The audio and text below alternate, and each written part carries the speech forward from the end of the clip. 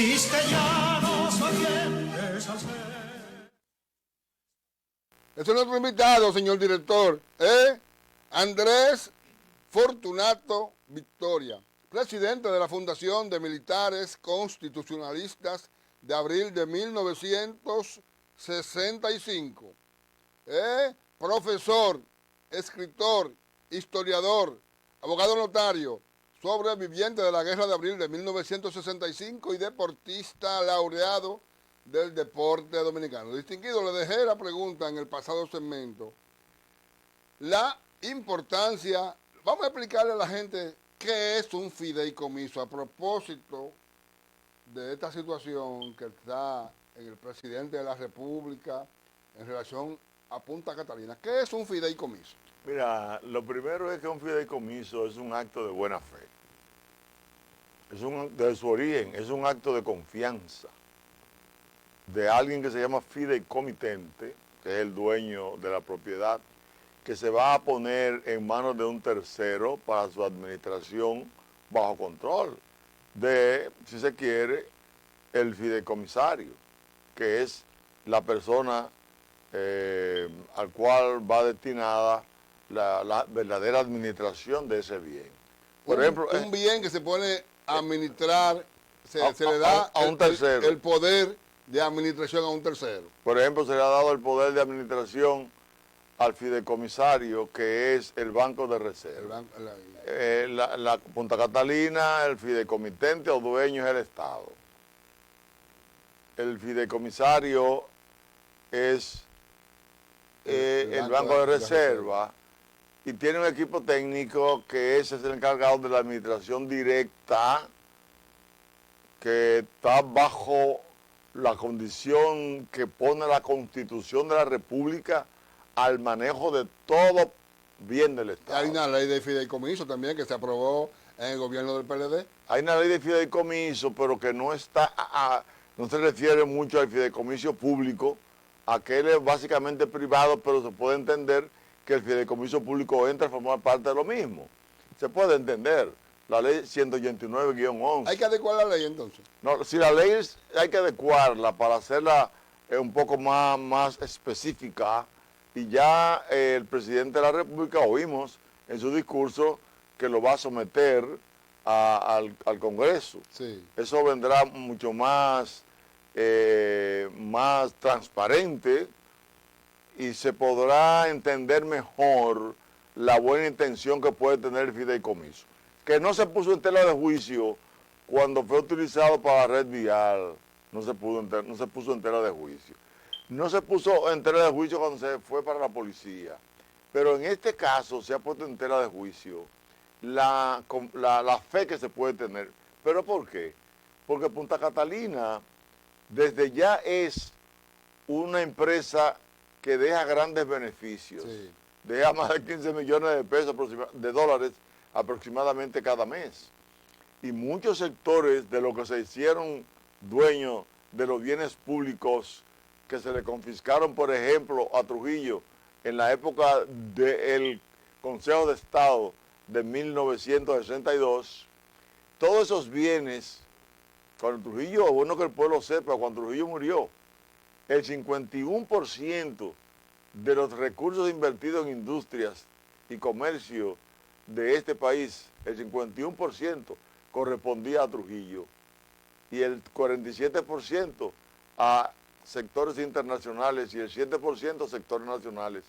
El Estado quedó capitalizado cuando se le confiscaron los bienes a Trujillo y todas esas empresas, las 22 empresas que quedaron, desaparecieron en la mano del sector privado, del sector político, en su coordinación. El sector político... Bajo el gobierno de Leonel Fernández. Bajo el gobierno del Partido Reformista. Sí. Bajo el gobierno del PRD y bajo el gobierno del PLD. Nadie salió a hacer el esfuerzo público como se hizo ahora para un fideicomiso que se envió al Congreso. Se envió. Que se aprobó en la Cámara de Diputados. Lo que quiere decir que los líderes políticos tuvieron que ver ese contrato. Y que luego se aprobó. Y que luego de aprobarse, tienen muchos diputados la desfachatez de decir que no lo leyeron. lo que significa que hay un Congreso que no responde a lo que debe ser el poder legislativo de acuerdo a la Constitución de la República. ¿Cuál es el papel del poder legislativo con relación a los bienes del Estado? El artículo 246 de la Constitución de la República establece que la supervisión y control de los bienes públicos están bajo la dirección del Congreso de la República, de la Cámara de Cuentas y de la Contraloría General de la República. En cuanto al Congreso, el artículo 93, en su numeral 2, en sus letras D y F, establece la obligatoriedad que tiene el Congreso de crear comisiones para ello darle seguimiento a los recursos públicos administrados donde haya que hacer inversiones, gastos, ingresos y egresos. Hay que saber si es verdad. Por ejemplo, cada vez que el presidente va a la Cámara, al Congreso, a rendir cuentas, como ahora el 27 de febrero, ¿qué tiene que hacer? Rendirle cuentas. Y el Congreso lo que tiene que saber es si es verdad que el informe que dio el presidente, sacado del informe de la Cámara de Cuentas, es correcto o no. Para eso se crean comisiones. Es decir, si el Banco de Reserva es el fideicomisario, Sí. está obligado el Congreso de la República a ver qué ha hecho ese Banco de Reserva para salvaguardar esos bienes administrados por esa comisión técnica. Eso tiene que hacer el Congreso, pero también la Cámara de Cuentas. Pero ¿qué pasa? Los diputados y senadores de la República Dominicana, en su gran mayoría,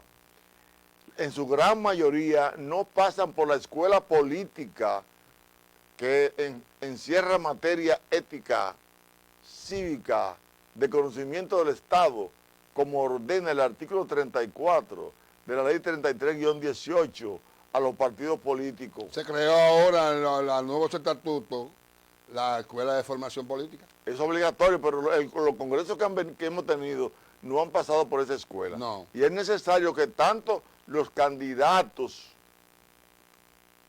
en las elecciones, tanto el Congreso como los ayuntamientos, como el presidente, hayan pasado por esa escuela interna y que los mismos compañeros a la hora de escoger puedan depurar por cuál candidato o candidata en función de sus conocimientos y su práctica política deben de ser electos para cumplir el mandato del Congreso de la República. Ahora se ve en esta discusión que nosotros hemos estado mirando, los militares constitucionalistas, hemos dicho, porque estamos trabajando el tema desde 1965, ya que la revolución de 65 tuvo un componente determinante que fue la corrupción que había, y eso facilitó el estallido, y el pueblo y los militares estaban descontentos con las autoridades que tenían un gobierno usurpado, que era el triunvirato, que surgió después del golpe de Estado del profesor Juan Bosch.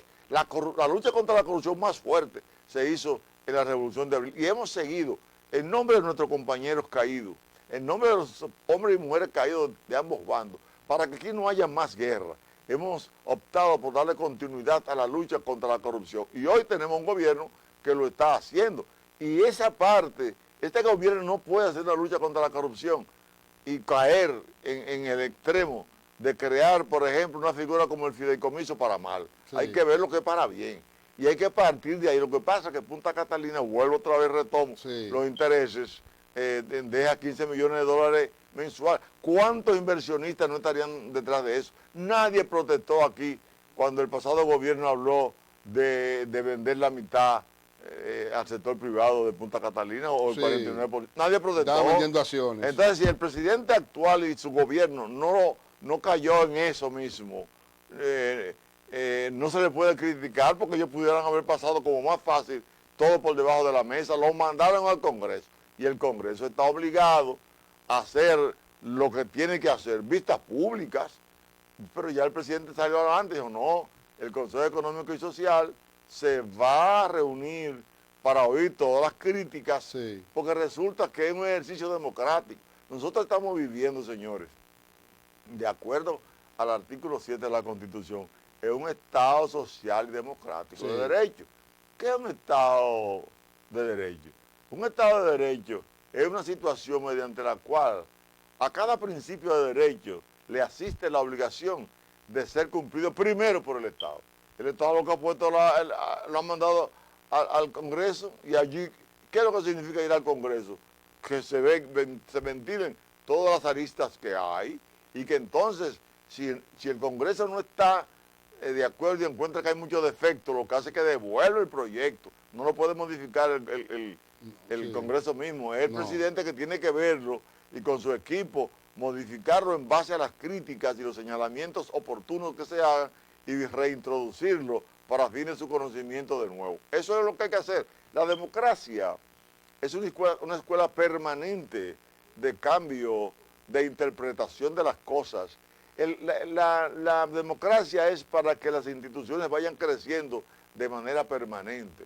Crecer de manera permanente es una oportunidad como esta. La gente no había oído hablar a la gran mayoría de fideicomisos. No, mucha Sin gente. embargo, ya mucha gente lo maneja. Que le explique a la gente que hay un fideicomiso, como usted acaba de hacer. Sí. Es un convenio entre el propietario que pone una gente a administrarlo. A un tercero. A un tercero a administrarlo. Y aquí resulta que el tercero, el que va a administrar también por el Estado. Es del Estado. Y el que va a recibir los beneficios del El Estado. Ministerio de Hacienda. Entonces, por toda la parte que usted lo vea, es conveniente. Por Bueno, un tiempo determinado, ese convenio. es por unos 30 años, pero Eso pasó, lo voy a interrumpir para hacer una pregunta.